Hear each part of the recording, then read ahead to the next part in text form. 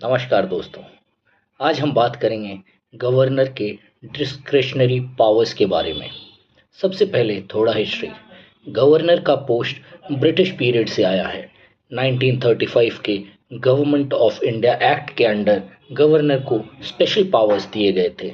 Independent India में भी constitution makers ने गवर्नर को एक कॉन्स्टिट्यूशनल हेड बनाया है, लेकिन कुछ सिचुएशंस में उन्हें डिस्क्रिशनरी पावर्स भी दिए हैं। अब बात करते हैं आर्टिकल 163 की।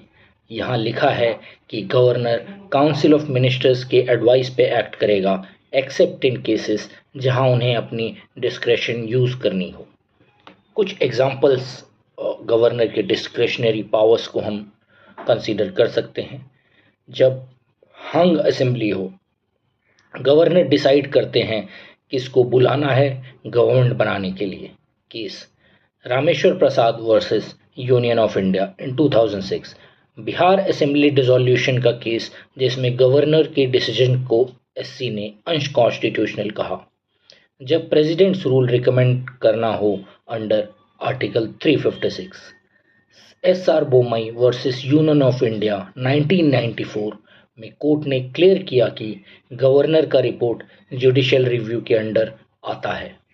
ट्राइबल एरियाज के एडमिनिस्ट्रेशन में, जैसे 6th शेड्यूल के अंडर गवर्नर अपने डिस्क्रेशन पे एक्ट करते हैं। जब गवर्नर हिमसेल्फ रिजर्व करता है कि कोई bill for president's consideration under article 200।